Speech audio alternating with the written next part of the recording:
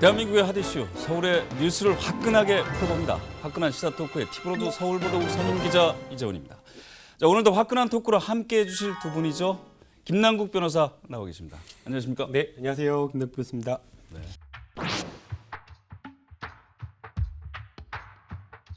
자, 바른미래당 이준석 최고위원도 나와 계십니다. 안녕하십니까? 안녕하세요.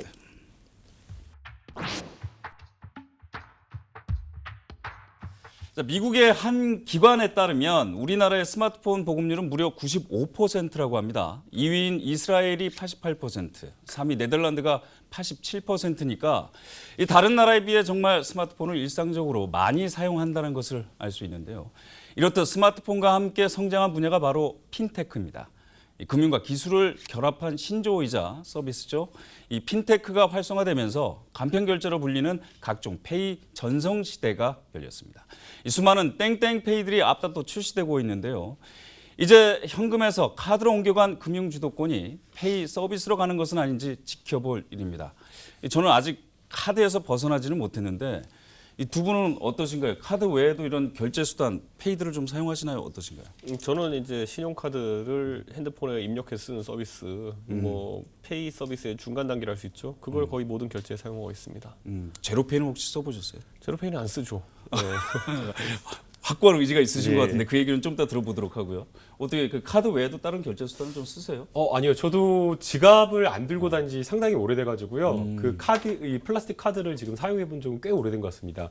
그냥 휴대폰 하나만 이렇게 들고 다녀가지고 휴대폰에서 지원하는 그대로 카드를 쓰고 있는데 뭐 모든 곳에서 다 되니까 굳이 뭐 카드를 들고 가야 된다는 생각을 안 했고요. 또 얼마 전에 며칠 전에 은행 ATM기를 가보니까 이제는 은행도 뭐 돈 뽑을 때 카드가 필요 없더라고요. 뭐 정맥으로도 이렇게 인증을 해가지고 계좌나 이런 것들을 전혀 뭐 없어도 다 사용할 수 있어서 굳이 제로페이를 써야 되나라는 그런 좀 생각이 드는 상황인데요. 어쨌든 우리가 오늘 제로페이가 실패인지 아니면 성공한 정책인지 아니면 좀 더 지켜봐야 되는지 좀 이야기를 할 수 있을 것 같다는 생각이 듭니다. 두 분 패널들 말씀 들었듯이 시대가 정말 많이 변한 것 같습니다. 자, 금융감독원에 따르면 2018년 페이 서비스의 종류는 50종입니다. 결제 금액과 결제 건수도 무서운 성장세를 보였는데요. 이용 건수는 23억 5천만 건, 그리고 결제 금액은 80조 1,453억 원을 기록했습니다. 2016년에 비해 각각 3배 가까이 증가한 수치입니다. 이처럼 페이 시장이 가파르게 성장하고 있는 가운데 지난해 서울시에 등장한 페이가 있습니다. 오늘 두 분과 함께 바로 이 제로페이에 대해 이야기 나눠보도록 하겠습니다. 화끈한 시사 토크 본격적으로 시작합니다. 지난해 12월 시범 사업을 통해 제로페이가 전국 최초로 서울시에 도입됐습니다. 제로페이는 스마트폰 간편 결제를 통해 소상공인들의 결제 수수료 부담을 낮추겠다는 취지에서 시작됐는데요. 하지만 결제 시스템의 편의성이 고려되지 않았다는 지적과 함께 많은 소상공인들이 외면하면서 실효성 논란이 제기됐습니다. 이에 박원순 서울시장은 개선된 제로페이로 물건을 구매하며 적극 홍보에 나서기도 했는데요. 하지만 이후로도 저조한 실적과 건수 올리기에 급급한 실적 논란, 그리고 관치금융이라는 표현으로 주목을 받았고 급기야 서울시 국감에서는 운영된 지 1년이 다 돼가는데 결제 비중이 0.01%에 불과한 제로페이에 대해 집중 포화를 맞았습니다. 누적 결제 작년 말까지 해서요 317억 원입니다. 이게 성과가 있다고 생각을 하십니까? 이건 뭐 답 안 하셔도 좋습니다. 저는 취지가 아무리 좋다 하더라도 이렇게 해서 이것이 왜 그러면 이렇게 잘 활용이 안 되고 있냐라는 부분을 생각을 하셔야 돼요. 일각에서는 제로페이가 새로운 결제 시스템을 이끌 대응 방안이기에 조금 더 지켜봐야 한다는 의견도 있습니다. 제로페이는 이게 직접 서비스가 아닙니다. 우리는 그 시스템이 깔리도록 도와주는 것에 불과하고요. 그리고 무엇보다도 이게 사실 개인 기업이 할 수 없는 일이어서 신용카드도 사실 40년 동안 이걸 정착시키기 위해서 국가가 엄청 노력을 했거든요. 사실은 지금 경기 침체나 임대료 상승 또는 카드 수수료 부담 때문에 우리나라 자영업자들이 정말 힘든 상황이 있습니다. 그래서 이것을 해결하기 위해서 우리 정부와 함께 하는 사업인데요. 아니 제로페이 시작한 지 아직 1년도 안 됐습니다. 말하자면 갓난아이한테 지금 뛰라고 하시는 말씀이랑 마찬가지입니다. 소상공인 부담 제로와 실적 제로의 사이에서 아직 자리를 잡지 못한 제로페이 논란을 차갑게 분석합니다. 우선 이 제로페이의 결제 방식은 크게 두 가지입니다. 결제 카운터에 비치된 제로페이 QR코드를 스마트폰 앱으로 인식하거나 내 스마트폰에 QR코드를 생성시켜서 매장의 포스기로 인식하는 방식인데요. 이 방식이 어떻게 됐든 간에 이 내 계좌에서 자동으로 이체되는 결제 시스템이라고 보시면 될 것 같습니다. 정부가 주도하는 소득주도 성장 정책에서 소상공인들의 구제책이 미비하다는 지적이 나오면서 그 대책으로 나온 것인데 일단 도입 취지는 좋습니다. 소상공인의 결제 수수료가 거의 발생하지 않기 때문인데요. 박원순 서울시장이 밀고 정부가 끄는 그런 형국인데 제로페이의 이 도입 배경에 대해서는 좀 공감하시죠? 네, 아무래도 이제 소상공인들의 여러 가지 어려움을 좀 해소하자는 측면에서 접근을 한 것이지 않은가라는 생각이 듭니다. 뭐 임대료라든가 여러 가지 부담도 있지만 많은 소상공인들이 이야기를 하는 것이 신용카드 수수료 너무 비싸다라고 이렇게 이야기를 하거든요. 그래서 지금은 너무나 이제 신용카드를 많이 쓰는 게 당연시 되어서 이 거부하는 그런 것들은 없지만 얼마 전만 하더라도 신용카드냐 현금이냐라고 하면 현금 있으시면 그래도 현금으로 주세요라고 이렇게 말씀하시는 사장님들이 많았었는데 그렇게 말을 할 수밖에 없었던 이유가 바로 신용카드의 높은 수수료였습니다. 정부에서는 여러 가지 뭐 당근이라든가 채찍이라든가 이런 정책적인 수단을 통해 가지고 신용카드 회사들이 알아서 자율적으로 좀 신용카드 수수료를 좀 낮추는 방안을 좀 고려를 했었는데 그게 이제 좀 제대로 되지 않고 효과가 미미하고 또 신용카드 수수료는 아주 낮아지긴 했는데 또 낮아진 만큼 또 소비자에게 돌아가는 여러 가지 혜택을 또 뺏어버리는 그런 문제가 있다 보니까 이게 그냥 민간의 자율로 맡겨서는 안 되겠다라고 생각을 해서 아마 이 서울시에서 좀 적극적으로 이 소상공인의 부담을 완화하기 위한 이 제로페이를 좀 도입하지 않나라는 생각이 듭니다. 취지에 대해서는 공감은 하세요? 저는 뭐 취지라는 것이 소상공인의 부담 완화라고 하는데 사실 부담 완화를 여러 가지 방법으로 언급하죠, 정부에서. 원래 임대료도 깎겠다 그랬고 그다음에 프랜차이즈 비용도 깎겠다 그랬고 이제는 결제 수수료까지 깎겠다 이렇게 이야기하는 것인데 이게 굉장히 소극적인 경제 정책입니다. 우리가 예를 들어서 아버지가 집에 이제 가장이 뭐 돈을 벌어왔는데 소득이 늘어나는 게 뭐 사실 가장 좋은 방법이겠죠. 그런데 그게 안 되면 허리띠를 어떻게 졸라맬까를 고민하는 이런 상황이 오거든요. 지금 말한 모든 어떤 부담 완화책이라는 것은 결국 소득이 늘지 않는 상황 속에서 어떻게 그 소비를 줄일까에 대한 뭐 내용입니다. 그런데 이건 또 제로섬 게임인 게 결제 수수료라는 거는 원래 만약에 지불을 하면은 카드 회사나 아니면 다른 업종에서 또 가져가는 그런 금액입니다. 수수료 시장이 생기는 거죠. 그렇죠. 근데 이 금액을 또 잘라내게 되면은 지금 카드사들이 또 휘청이고 있는 이런 상황이거든요. 물론 거기에서 소상공인이냐 카드사냐 어느 쪽이 더 휘청이냐의 문제가 있겠지만은 실질적으로 크게 이제 뭐 경제 상황을 반전시키는 정책은 아니다 이렇게 보고 싶습니다. 그 부분은 이제 뒷부분에서 저희가 차근차근 좀 살펴볼 테니까요. 우선 이 제로페이에 대해서 저희가 좀 자세히 알아볼 필요가 있을 것 같습니다. 한 발짝 더 들어가서 자세히 한번 살펴보도록 하겠습니다. 화면 보시죠. 자, 제로페이의 특징에 대해서 좀 살펴보겠습니다. 아까 전에 말씀드렸지만 제로페이라는 게 결국에 이제 결제 수수료가 제로기 때문에 제로페이인데 소상공인 결제 수수료가 0%라는 걸 이제 강조를 하고 있습니다. 그런데 모든 게 다 0%는 아니고요. 연 8억 원 이하 매출 점포의 경우에는 0%고 나머지는 구간마다 조금씩 있습니다. 두 번째 이제 가장 큰 특징 중에 하나가 이제 소비자의 혜택인데 소득공제율이 40%라는 거죠. 카드가 15% 정도 되고 체크카드가 한 30% 정도 되니까 이건 굉장히 큰 혜택이라고 볼 수는 있겠지만 이것도 법이 통과돼야 됩니다. 아직 법이 통과되지 않은 상태고. 서울시 공공인프라 할인 혜택이 있습니다. 예를 들어서 서울대공원, 뭐 서울식물원, 그리고 한시적으로 뭐 올 말까지 한다고 하는데 공영주차장, 서울에 있는 공영주차장에 할인 혜택을 준다고 합니다. 이런 특징들이 좀 있는데 결제 수수료가 아까 전에도 말씀드렸듯이 이제 제로기 때문에 제로페이인데 이게요 정말 소상공인한테는 좀 유리한 걸까요? 어떻게 생각하시나요? 저는 이미 지금 결과적으로 봤을 때는 별로 유리할 것이 없다. 왜냐하면 결제 비중이 워낙 낮기 때문에 유의미한 변화를 만들지 못했고요.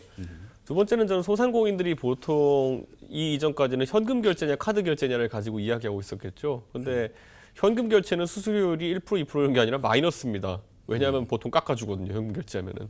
근데 왜 그런 상황까지 발생하냐면은 결국에는 카드 결제를 불편하게 생각했던 가장 큰 이유는 소득 신고가 세원이 그대로 노출된다는 것에 있었던 것이지 실제 결제 수수료가 1%냐 2%냐 이런 문제도 있겠지만은 실제로 제로페이도 1%대로 나오거든요. 그 매출이 얼마 정도 이상 되는 사업장 같은 경우에는. 근데 이것은 본질이 아닐 것이고 굳이 따지면 신용카드, 체크카드 말고 직불카드라는 개념이 또 있습니다. 그건 이제 카드에 붙은 마크가 좀 다른데 직불카드의 수수료는 이미 제로페이보다 낮거나 아니면 비슷합니다. 근데 그 직불카드가 활성화되지 못했던 이유는 그 나름대로의 불편성이 있기 때문이거든요. 그렇기 때문에 저는 제로페이라는 것이 뭐 그렇다고 소상공인들이 뭐 정치인들과 간담회할 때 세금 때문에 힘들다는 말을 어떻게 하겠습니까? 그냥 카드 수수료가 힘들다는 건 세원이 노출되기 때문에 힘들다는 걸 이야기하는 것이었는데 사실 그거를 좀 찰떡같이 알아들었어야 되는데 그게 아니라 좀 자의적으로 해석해가지고 이런 제도를 만들어낸 거 아닌가 이런 생각이 듭니다. 정말 소상공인한테는 유리한 점이 없는 건가요? 그럼 지금 말씀하신 거예요? 제로페이만 쓴다라면 명백하게 유리하긴 하죠. 이제 소상공인 입장에서는 아무래도 신용카드를 쓰게 되면 지금 현재 신용카드 수수료율 평균이 2.1%라고 하는데요. 또 높은 곳은 한 2.8% 거의 3%에 육박을 합니다. 이게 3%가 상당히 뭐 크지 않은 금액이라고 뭐 생각하시는 분들이 있겠지만 실제 자영업 하시는 분들 뭐 아시겠지만 자영업하신 분들의 전체 매출에서 수익으로 가져가는 게 거의 한 10몇 %밖에 되지 않기 때문에 매출액에서 3%가 빠진다라고 하는 것은 어마어마한 그런 30% 50% 정도가 된다고 네, 하더라고요. 상당한 겁니다. 그렇기 때문에 만약 정말 제로페이로서 결제를 한다. 대부분의 금액 자체가 제로페이로 결제를 한다라고 하면 정말 그 소상공인으로서는 정말 반길 수밖에 없는 일인데 지금 이제 문제는 그만큼 많은 정도의 매출액의 결제가 이루어지지 않고 있기 때문에 사실상 실질적으로 좀 도움이 되지 않는다라고 지금 보고 있는 거고요. 그래서 이제 결국에는 이것을 소비자들도 많이 사용을 해야 되고 또 그 다음에 또 동시에 제로페이로 결제되었을 때 소상공인에게 돌아가는 여러 가지 세제 혜택 이런 부분에 있어서 좀 더 폭넓은 혜택이 돌아간다라고 하면 지금 단계에서는 그 효과 자체가 미미하지만 또 매출액이 또 증대가 되고 세제나 이런 쪽에 혜택을 주게 된다라고 한다면 훨씬 더 큰 이익을 소상공인에게 가져다 줄 수 있다라고 보입니다. 그러니까 우리가 아까 핀테크라는 단어 썼는데 핀테크는 보통 금융이나 아니면은 이런 금전 관련해 가지고 진일보하는 시스템들을 개발하는 것이 핀테크라 그러거든요. 그런데 지금 제로페이가 기반으로 하고 있는 시스템 자체가 QR코드죠. 금융상으로 진일보한 시스템이냐? 아까 말했듯이 우리가 이제 현금 결제 사회에서 그다음 신용 결제 사회로 넘어갔던 것이거든요. 신용 결제 사회에서 다시 한번 직불 사회로 이제 돌아가는 것을 의미하는 것이거든요. 그러니까 저는 금융 기법상 이거는 새로울 것이 없는 그런 지점이고요. 이제 많은 정치인들이 이것 때문에 중국도 가가지고 보고 중국에는 왜 QR코드 결제 활성화되어 있느냐 이런 보고서도 낸 거 제가 다 읽어봤습니다. 근데 중국은 특이점이 뭐냐면은 모바일 이제 결제가 활성화됐던 것이 한국은 90년대 말에 이제 신용카드 사회가 이제 형성되는 게 우선 단계였습니다. 근데 건너뛰고 중국은 바로 이제 간 이유가 사실 신용카드를 구축하려면 신용 시스템이 구축돼 있어야 됩니다. 그러니까 개개인에 대해 가지고 신용 이력이 구축돼 있어야 되고 그 사람이 뭐 대출 받아 갚은 이력 이런 게 다 정리돼 있어야 되는데 중국은 신용 이력 자체가 관리가 안 되었습니다. 아직까지. 그렇기 때문에 신용 사회를 구축하기 어려운 측면이 하나 있고요. 두 번째는 중국의 현금 결제를 급속하게 없애려고 했던 이유 중에 하나가 뭐냐면은 그 현금에 대해서 위조 문제가 굉장히 심했습니다. 그렇기 때문에 실제로 직불이면서도 현금이 아니라 은행 잔고로 거래하는 시스템의 도입이 필요했고 그런 정책적 목표가 있었던 것이고 우리나라는 그 중국이나 이런 곳에 비해 가지고 위조 지폐 문제나 이런 거 심각한 것이 아니고 신용사회가 이미 어느 정도 구축돼 있기 때문에 굳이 QR코드 결제를 기반으로 하는 직불 결제가 더 진일보한 시스템을 하기는 어려운 그런 상황입니다. 쉽게 설명드리면 비용 문제인 겁니다. 신용카드와 관련되어서 그러한 어떤 시스템을 갖추려고 한다면 중국에서 어마어마한 정말 엄청난 천문학적인 비용이 드는데 QR코드 같은 경우에는 그보다 훨씬 더 낮은 수준의 비용으로서 현금이라고 하는 이런 유통 자체를 막을 수가 있었기 때문에 사실상 이제 뭐 비용으로 대비했을 때 똑같은 효과를 가져온다라고 한다면 신용카드로 갈 필요가 없다. 그냥 QR코드로 가는 게 맞다라고 생각을 해서 이 선택을 한 것으로 보이고요. 그리고 또 이게 그 시장에서 결정을 하는 것이 아니라 정부 주도로 아예 정부에서 이것이 맞다라는 식으로 해가지고 일방적으로 밀어붙인 측면이 있기 때문에 중국에서의 어떤 QR코드의 보급과 지금 현재 우리나라에서 제로페이가 도입되는 그 과정은 완전히 좀 다른 것 같습니다. 우리나라 같은 경우에는 굳이 과연 이게 제로페이가 왜 필요하냐라고 생각을 하신 분들이 많을 정도로 지금 뭐 다른 여러 가지 뭐 휴대폰 회사에서 만든 이런 어떤 여러 가지 페이들도 있는 그런 상황이기 때문에 완전히 좀 다른 시장 환경이라고 보입니다. 그러니까 그 지금 말씀하셨듯이 김 변호사가 말씀하셨듯이 그러면 중국에서는 그렇게 정부 주도로 했으니까 지금 활성화가 돼 있으면 모바일 결제 시스템이 그러면 우리나라에서도 제로페이를 지금 정부랑 서울시에서 이렇게 계속해서 나름대로 주도해 가면은 그래도 활성화가 될 수 있다는 말씀이신 건가요? 아니요, 꼭 그렇지는 않은 것 같아요. 앞서 제가 말씀드린 대로 시장 상황이 완전히 다른 겁니다. 당시 중국이 QR코드를 도입을 했을 때는 시장이라든가 사회 곳곳에 뭐 심지어는 뭐 이런 어떤 조그만 포장마차에서도 QR코드로 결제가 가능한 그런 시스템을 갖추고 있던데 중국 같은 경우에는 신용카드 자체가 가맹점 자체가 많이 널리 보급되어 있지 않는 그런 상황이었기 때문에 신용을 기반으로 한 여러 가지 이런 어떤 가맹사업 이런 어떤 것들을 할 수가 없었던 것으로 보입니다. 그래서 이제 정부 주도로 QR코드를 도입해가지고 보급할 필요성이 인정이 됐던 거고 신용카드보다 훨씬 더 비용이 거의 한 뭐 계산에 따르면 어떤 거는 뭐 100분의 1도 안 된다라고 할 정도로 금액 차이가 있었기 때문에 그걸 선택한 거고요. 우리나라 같은 경우에는 이미 지금 어디를 가더라도 신용카드로 다 결제가 가능한 것이기 때문에 상황이 완전히 다른 거죠. 그러니까 이게 페이 서비스라는 것이 단순히 결제 서비스 수수료만 따질 게 아니라 그 수수료에 인해서 어떤 부가가치가 생기느냐가 굉장히 중요한 거거든요. 소비자 입장에서 내가 수수료를 부담하는 게 한 2% 돼요. 근데 내가 체감할 때 그 2%에 해당하는 서비스를 받고 있다고 생각하면은 2% 내는 겁니다. 그렇죠. 예를 들어 뭐 제가 뭐 이런 서비스가 실제 있다는 건 아니고 제가 굳이 이런 기획을 얘기하자면은 예를 들어 김남국 변호사의 결제 패턴 같은 것을 김남국 변호사가 특정 페이를 이용해가지고 뭐 특정 페이에서 뭐 자기네 빅데이터를 분석해봤더니 김남국 변호사는 항상 아침 9시쯤에 상도역에서 바나나 우유를 하나씩 먹더라.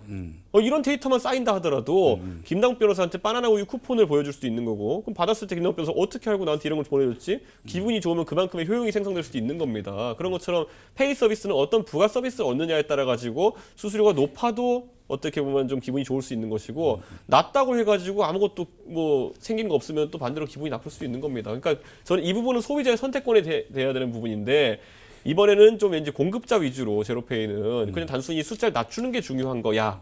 라고 생각했던 것이 좀 생각이 짧았던 게 아닌가 싶습니다. 두 분 다 지금 이제 소비자 입장에서 지금 말씀을 좀 해주셨는데 그러면 이제 취지로 봤을 때 소상공인 입장에서는 정말 좋은 거잖아요. 그런데 왜 이렇게 사용하는 점포가 적을까요?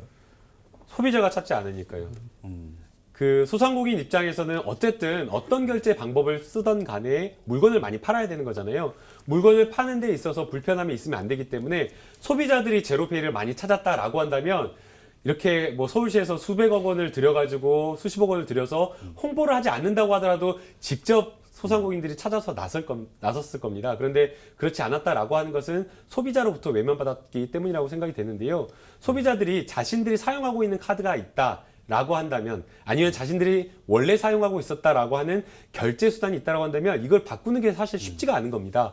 앞서 이제 이준석 최고위원님께서 말씀을 하신 대로 뭔가 기존에 사용하던 그냥 익숙함을 버리고 다른 어떤 새로운 걸로 할 만한 그런 어떤 메리트와 유인책들을 줬어야 됐는데 제로페이는 소상공인들, 가맹사업본부들한테 그러니까 자영업자들한테는 많은 도움을 주는데 소비자한테 주는 혜택은 거의 없었던 겁니다.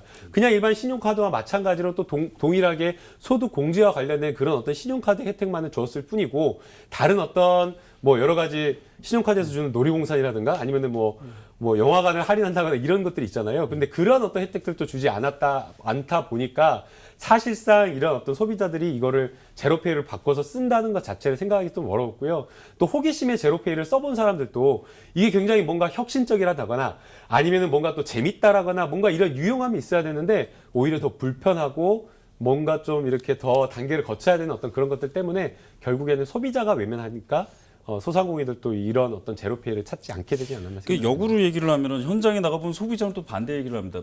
사용하는 점포가 별로 없으니까 사용하기가 좀 그렇다 이런 말씀들을 하시는데 이게 지금 당장 설치 비용이라든가 이런 게 드는 게 아니잖아요. 소상공인 입장에서는 사실 이런 시스템 사용을 하게 되면 소비자가 혹시라도 들어올 수 있는 여지가 생기기 때문에 사용 점포가 더 늘어나는 것이 소상공인 입장에서는 더 좋은 거 아닌가요? 당연히 기존에 이런 제로페이가 널리 쓰이려면 당연히 가맹점 수가 어느 정도는 확보가 되어야 됩니다. 그런데 가맹점 수가 확보가 되었다라고 하더라도 뭔가 이렇게 유인이 있지 않는 이상 본인이 결제하는 그 결제 수단을 바꿀 정도의 유인이 있지 않는 이상 어렵다고 보이고요. 지금 초기에는 이 제로페이가 도입되었을 뭐 한 3, 4개월 초기에는 사실상 가맹점 수가 적어서 제로페이를 사용하지 않는다라는 이런 이야기가 됐을지 모르지만 지금 이미 벌써 도입된 지 10개월 가까이 지나가지고 가맹점 수가 상당수 확보되어 있는 그런 상황에서 가맹점 수가 적어서 안 된다라고 이야기하기는 좀 어렵다고 보이고요.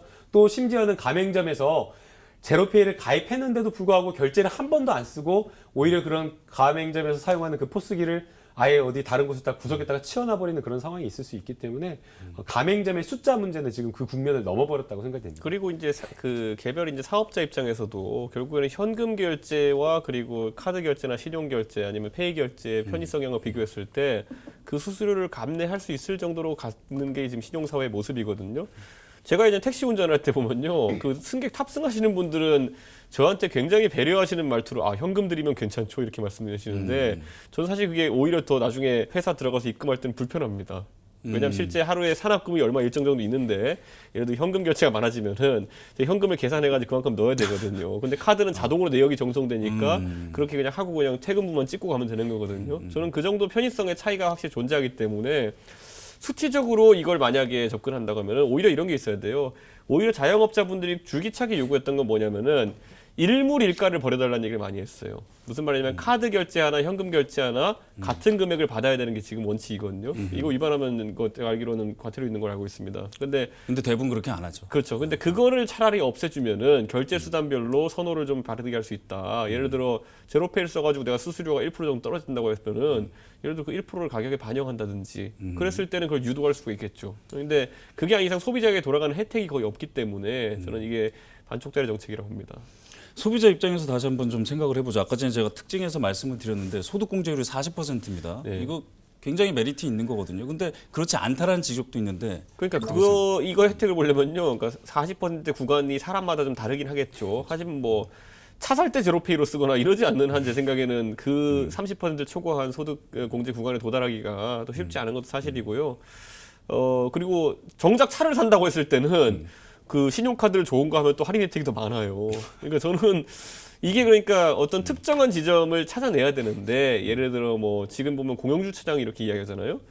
그 매출 대부분이 제가 봤을 때는 공공시설 이용하는 거에 대한 그걸 겁니다. 근데 그거야말로 받을 돈을 안 받고 이제 사용을 유도하는 거기 때문에 그게 공공기관이 할 수 있지 그게 소상공인들이 할 수 있는 정책이 아니거든요. 그래서 저는 그런 아쉬움이 좀 있습니다. 이거 법이 통과돼야 된다고 보세요?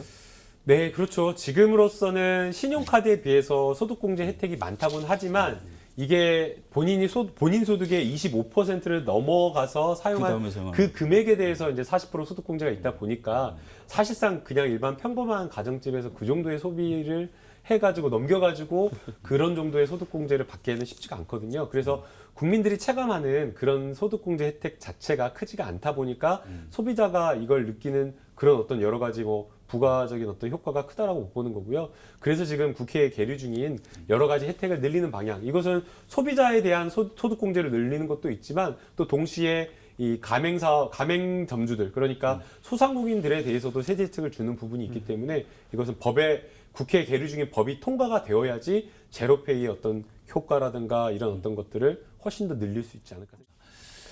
자, 서울시는 제로페이의 성공을 위해 자치구의 가맹점 가입 성과 순위를 매겨서 특별 교부금을 차등 지급하거나 공무원의 가맹점 가입을 할당하는 등 건수 올리기에 급한 모습을 보이기도 했습니다. 급기야 공무원 노조에서는 우리가 제로페이 영업사원이냐라는 울분도 나왔습니다. 이 부분에 대해서는 좀 어떻게 생각하시나요? 지금 저희도 취재를 하면서 이런 경우들 굉장히 많이 봤었는데 원래 회사 다니는 사람들 다 영업사원입니다.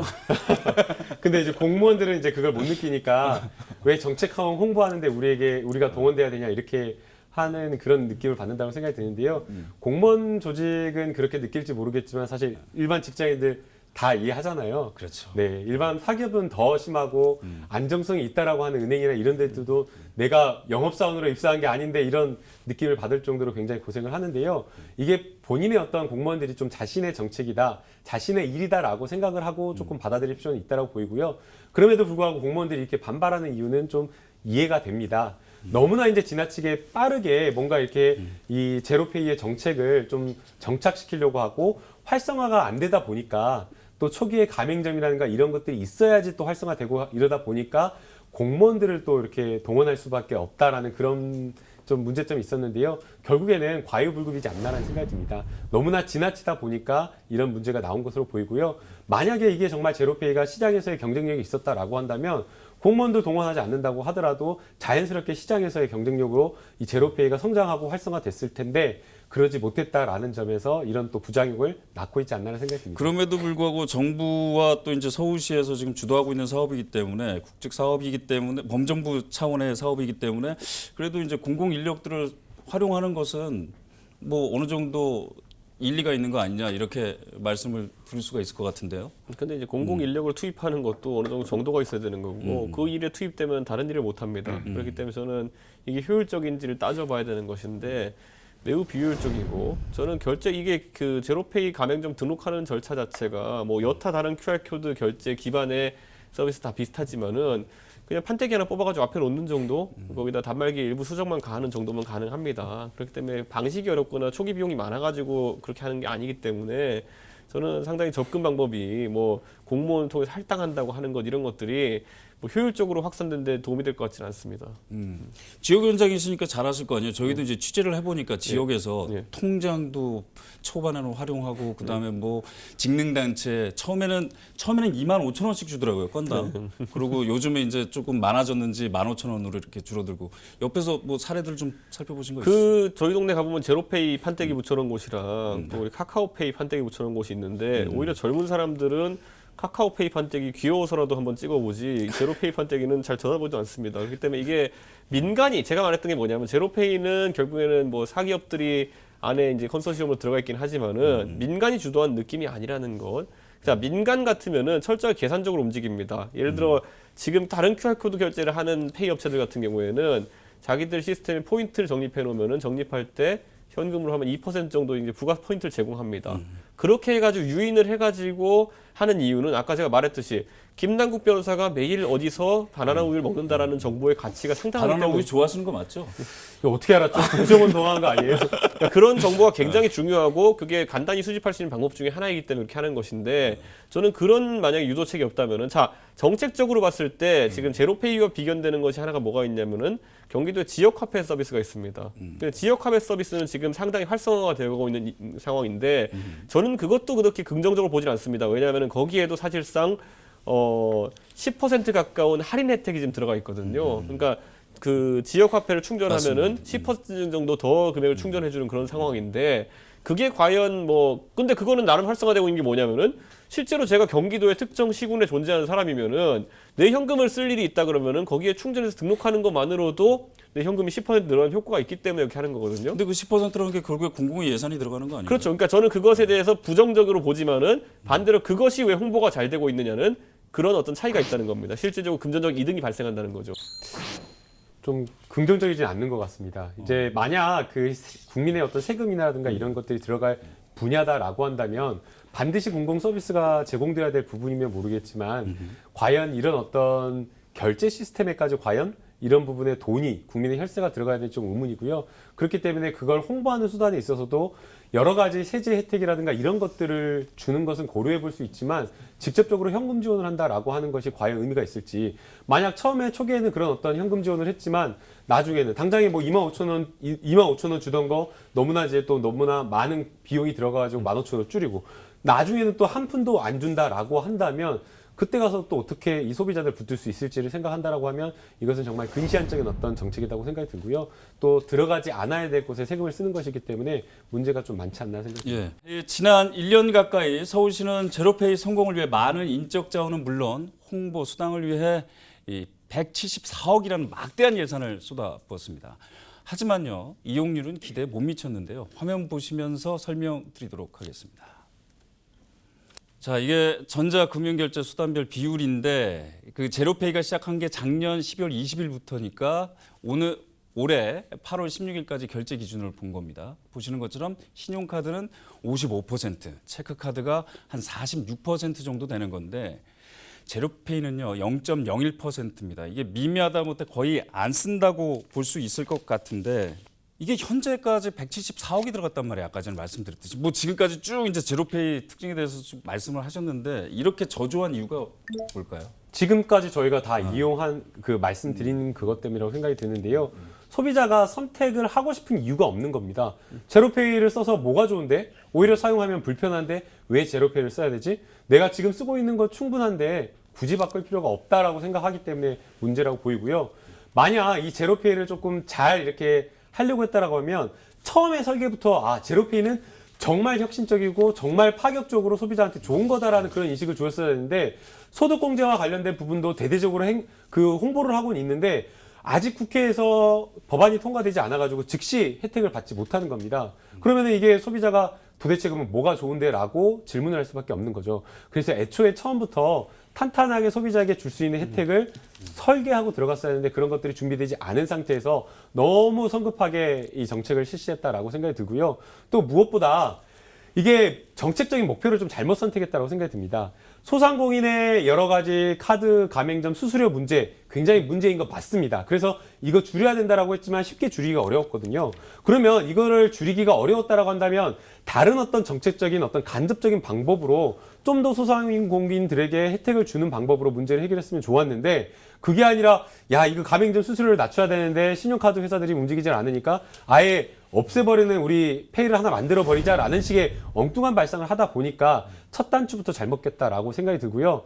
결국에는 이 문제 지금 해결하려고 하면 국회에서 계류적인 여러 가지 이 활성화하기 위한 혜택, 세제 혜택 이런 법안들이 통과가 돼야 되는데 과연 그런 법안이 통과가 된다고 하더라도 소비자들이 쉽게 이 결제 수단을 바꿀지 의문이라는 그런 생각이 들고요. 그렇기 때문에 늦었지만 지금이라도 어떻게 보면 결단을 내려가지고 그만두는 것도 실패를 인정한 것도 하나의 방법이라고 저는 생각합니다. 그러니까 제가 애초에 얘기했던 이게 지금 굉장히 오늘은 목소리가 두 분 다 똑같으신지 제로페이와 관련돼서는. 그러니까 굉장히 네. 수세적인 전략을 말씀드렸던 것이 예를 들어 수돗물 값이 올랐어요. 그 수돗물 때문에 가게가 부담이 된다. 그래서 정부에서 변기에 벽돌을 넣으시면 됩니다. 이렇게 하는 게 사실 민심을 잠재우기엔 좀 부적절한 것인 것처럼 지금 자영업자분들 이제 저희가 공부를 했으면 연습 문제 풀어보자고요. 예를 들어 편의점을 하시는 분이 있다고 했을 때 저희 동네 편의점 하시는 분은 한 3개, 4개 점포를 동시에 운영하세요. 왜냐면 한 개 그렇죠. 점포에서 나오는 수익금만으로는 가게를 이끌어 나가기 어렵기 때문에 3개, 4개 점포를 운영하시는데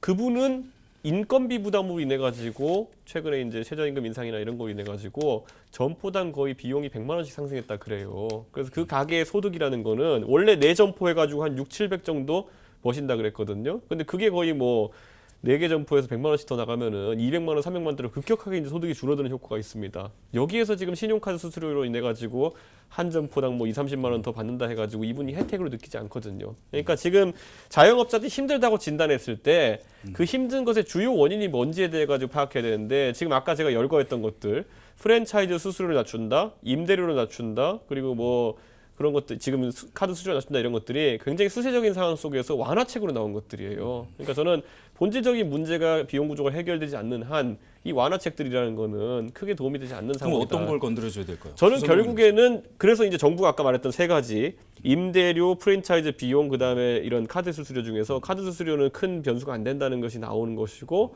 그리고 임대료 같은 경우는 이건 완전 시장에 따라 결정되는 것입니다. 이건 정부가 건드릴 수도 없을 것이고 그 다음에 이제 남은 것이 결국엔 프랜차이즈 수수료였거든요. 마진율이었거든요. 근데 이것도 정부가 꺼내놓고 나중에 프랜차이즈 업계 얘기를 들어보니까 일부 편의점 체인 같은 경우에는 마이너스 지금 영업이익률이에요. 그렇기 때문에 이것도 아니었던 것이고 저는 결국에는 마지막에는 다시 한번 갑자기 전국에 있는 편의점들의 이익 구조가 변했던 것은 인건비 때문이다라고 제가 말씀드리고 싶어요. 그럼 여기서 이제 또 공적인 가치와 충돌하겠죠. 최저임금 인상이 오르냐, 마냐 이런 걸 갖고 따지겠지만은 진단은 명확합니다. 그게 옳고 그름과 관계없이 지금 편의점 하시는 분들이 가장 힘들어하는 것은 인건비로 인한 비용 구조의 변화다. 이걸 인정하고 들어가야죠. 여기서 이 결론이 너무 최저임금을 딱 너무 치고 들어오셨는데 아니 결론이 너무 엉뚱하고 이상하잖아요. 임대료 왜 못 낮춰요? 임대료 건물주 얼마나 잘 먹고 잘 사는데 임대료를 못 낮춥니까? 그러니까 어떻게 가서 카드 수수료 왜 이것도 수수료를 못 낮춥니까? 낮춰왔고요. 지금 카드 수수료를 낮춰가지고 죽는다고 했는데 올해 상반기에 9월달에 발표한 카드 8개 회사의 순이익이 9,400억이에요. 왜 못 낮춥니까? 지난해보다 2.7%밖에 안 낮았습니다. 낮출 수 있고요. 프랜차이즈 가맹점 수수료, 편의점은 그럴 수 있죠. 이미 포화여가지고 엄청나게 시장이 완전히 포화된 상황이어서 스스로들이 완전 제살 깎아먹기를 하고 있기 때문에 거기는 그럴 수 있지만 또 다른 가맹점 같은 경우에 가맹점 수수료가 1,000만 원, 1,500만 원 보증금 처음에 납부하고 나중에 영업이익에 고정비로 50만 원에서 100만 원 떼가는 거 거기에 더해서 비율로 떼어가는 것도 있기 때문에 이거 자체가 문제다라고 보고 있는 거고요. 또 이러한 어떤 가맹점 계약을 체결할 때에 만약 가맹점주들이 계약 조건을 변경한다거나 이러할 가능성이 있으면 모르는데 그게 잘 안 되잖아요. 그러니까 이런 부분에 있어서 너무 과도하게 높은 비율의 가맹 비율 이런 조정을 정부가 직접적으로 개입을 해서 해야 된다는 거고요. 다 안 된다고 하면서 어떻게 인건비만 된다고 그래요? 그럼 그건 그러니까 말도 제가 안 되는 거기서 거고 이미 지금 최저임금을 받고 생활하는 사람들은 정말 힘겹게 살고 있어요. 이준석 최고위원 한 달에 170만 원 받고 180만 원 받고 살려면 살 수 있겠어요? 택시 해보니까 어려워요. 그러니까 그거 알면서 왜 그 말해요? 그러면 안 되지. 결국에 두 패널도 두 분이 다 제로페이에 대해서는 굉장히 부정적인 시각을 지금 좀 갖고 계시는 겁니다. 그럼에도 불구하고요. 미비하기는 하지만 제로페이가 성장 속도가 좀 빠른 편입니다. 화면 보시죠. 이 결제 현황을 보면요. 지난 1월 초기였습니다. 올해 1월에는 1억 9천만 원 결제한 액이. 그런데 지난 7월 보니까 45억, 아직 정말 미미합니다. 그럼에도 불구하고 성장이 23%가 훌쩍 뛰어넘었습니다. 뭐 지금 이게 부정적인 얘기들을 굉장히 많이 해주셨는데 아까 전에도 잠깐 이제 김남국 변호사도 말씀하셨지만 법적 지원이 아직 미비한 상태이기 때문에 이런 부분도 있다라고 말씀하셨는데 그렇다면 성장 가능성이 좀 있기는 있는 걸까요? 모든 것들이 좀 갖춰지면? 뭐 지금보다는 나아질 것으로 생각이 됩니다. 아무래도 뭐 여러 가지 세제 혜택이라든가 이런 부분이 있기 때문에 그리고 또 뭐 세제 혜택뿐만 아니라 다른 어떤 간접적인 지원도 지금 하겠다라고 지금 계획을 발표하기 때문에 만약에 지금 국회에 여러 가지 올라와 있는 개정안들이 통과가 된다라고 한다면 지금보다는 활성화할 수 있다라고 생각이 들고요.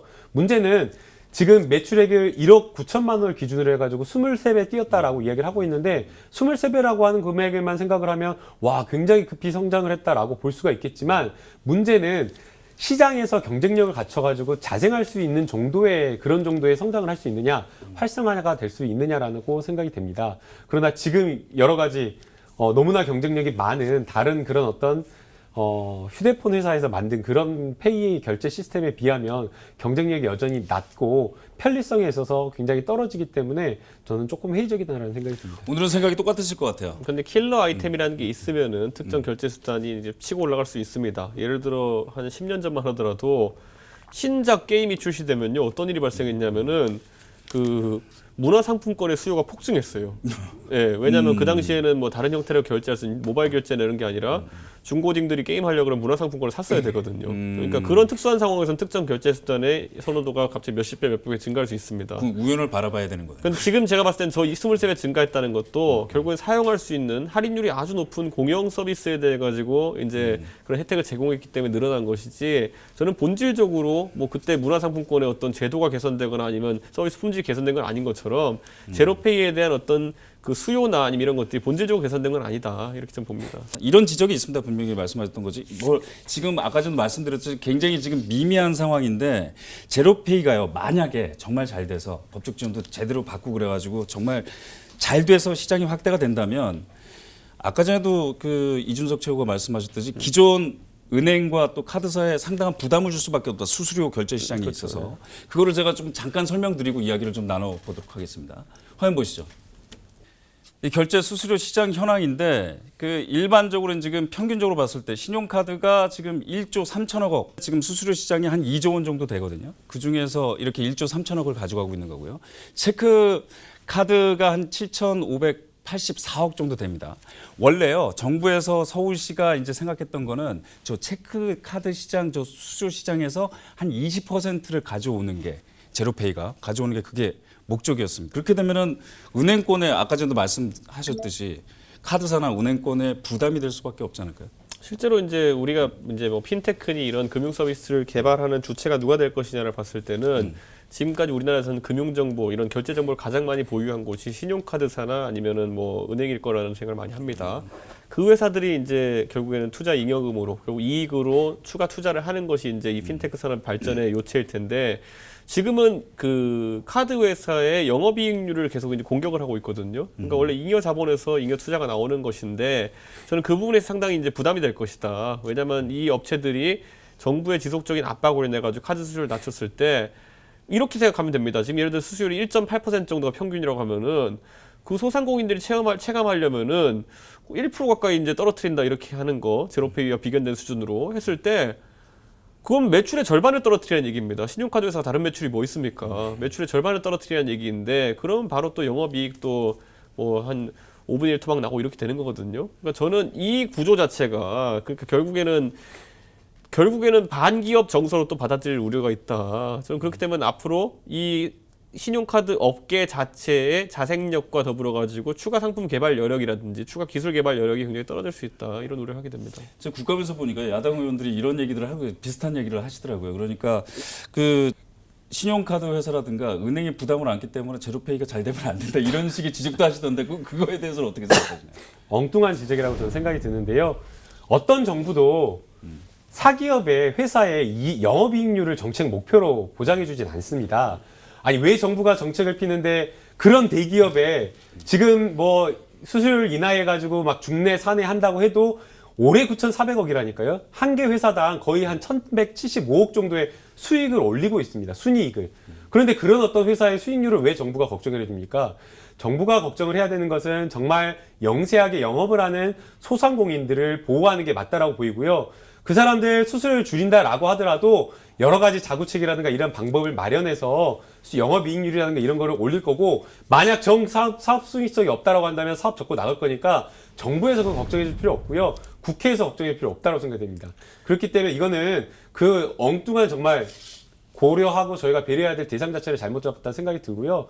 지금 결국에는 이제 뭐 영업이익률 뭐 이런 것들을 이야기를 하고 있는데 이것은 저는 농점이 아니라고 저는 생각이 듭니다. 저는 그런데 결국에는 카드 수수료율을 이렇게 국가에서 통제하려고 한 나라도 없다 이렇게 보시면 될 것 같고요. 왜냐하면 이거는 충분히 사인 간의 계약이고 사적인 주체 간의 계약이고 이 계약에 있어가지고 적정선은 여기다라고 국가가 꺼주는 것이 과연 성공할 수 있겠느냐 생각합니다. 자, 이 제로페이 지금처럼 토론이 뜨거운 만큼 이번 국정감사에서도 조준 대상이 됐습니다.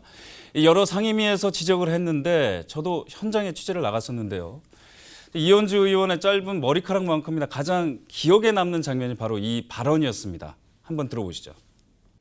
이렇게 산업에 직접 뛰어드는 것은 굉장히 위험하고, 우리가 사회주의가 왜 망했냐, 이렇게 자꾸 공공서비스라고 해서 직접 하다 보니까 민간이 경쟁에서 밀리면서 오히려 시장 자체가 죽어버리는 거예요. 그래서 이 부분에 대해서는 저 지적한 부분에 대해서는 어떻게 생각하세요? 이게 어떻게 보면은 지금 하는 거는 사회주의다 이렇게 말하는 거나 똑같은. 맞는 이야기도 있고 틀린 이야기도 있는 것 같습니다.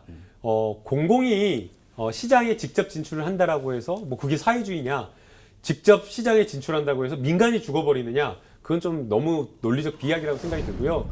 공공이 반드시 진출해야 될 시장이 있다라고 생각이 됩니다. 그런 분야가 뭐 교육이라든가 의료라든가 이런 것들이 있기 때문에 민간 의료가 있음에도 불구하고 보건소라든가 굉장히 많은 의료기관, 국공립 의료기관이 있는 거고, 또 역시나 마찬가지로 보육이라든가 아니면 교육이라든가 이런 것들도 마찬가지라고 생각이 됩니다. 그래서 지금 지금 이현주 의원이 이야기를 한 이 국가가, 정부가 직접 개입을 했다라고 해서 그것을 사회주의적 어떤 시각이다라고 이야기하는 것 자체가 좀 문제라고 생각이 들고요.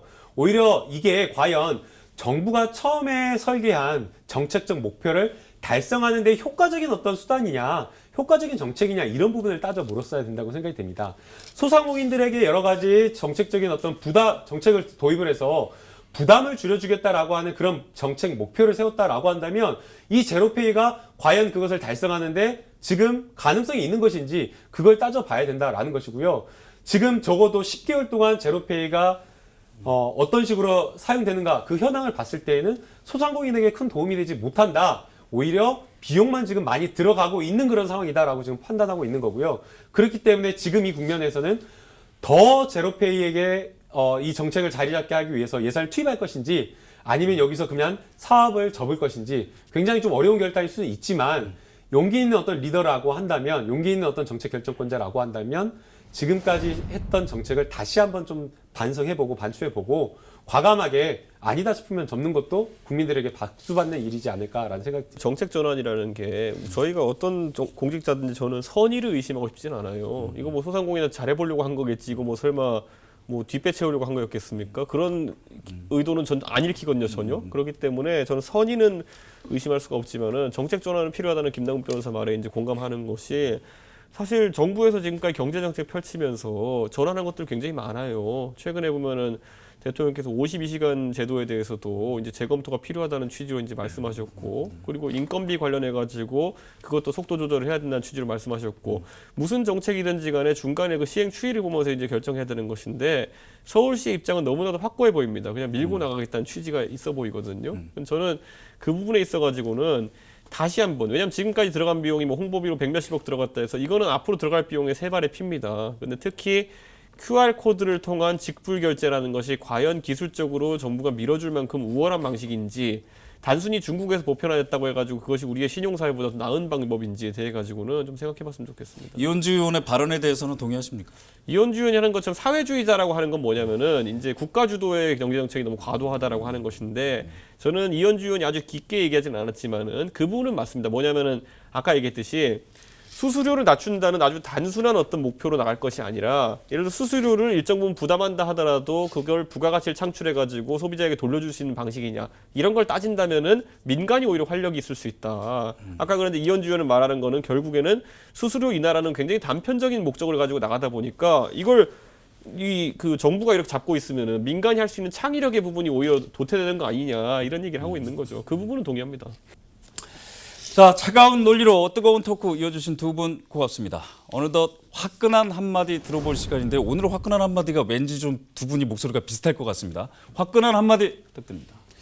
네, 정부가 직접 시장에 개입해야 될 분야가 분명 있다라고 생각이 됩니다. 그러나 과연 이런 어떤 결제 시스템에까지 정부가 직접 개입을 해서 많은 혈세를 투입해서 시장과 민간과 경쟁을 해야 되는지 좀 의문이라는 그런 생각이 듭니다. 정책적 어떤 목표를 달성하기 위한, 또 특히나 그게 소상공인의 여러 가지 부족한 점을 지원하기 위한 방법이라는 그 정책적 목표 너무나 좋다라고 생각이 됩니다. 그러나 이 정책적 목표를 본인의 욕심과 착각에 빠져가지고 착오하지 않았으면 좋겠다라는 생각이 듭니다. 과도한 혹시 어떤 그 행정권자의 욕심에 의해서 이 정책이 나오지 않았는가, 그런 의심을 할 수밖에 없는 상황이기 때문에 조금 더 정책을 필 때는 좀 더 신중하고 국민들 입장에서 정책을 새롭게 추진했으면 좋겠다는 생각이 듭니다. 제로페이 그만하시죠라고 말씀하신 거고요. 네, 화끈한 한마디.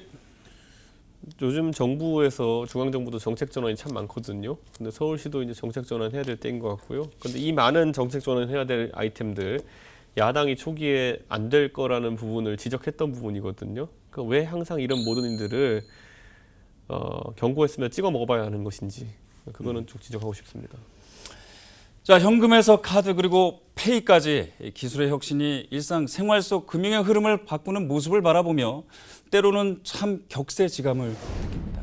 사실 제로페이는 현재 다수의 혹평과 또 소수의 호평 사이에서 긴 외줄타기를 하고 있습니다. 관주도 실패의 대표 사례로 남지 않기 위해서 정부와 서울시는 제로페이 안에 담긴 다양한 고민을 읽어내고 또 깊이 있게 대응해 나가야 할 것입니다. 자, 어느덧 아침 저녁으로 불어오는 바람이 제법 차가워졌습니다. 건강에 유의하시기 바랍니다. 화끈한 시사 토크 준비한 내용은 여기까지입니다. 두 분과는 다음 시간에 다시 인사드리겠습니다. 시청해주신 여러분 고맙습니다.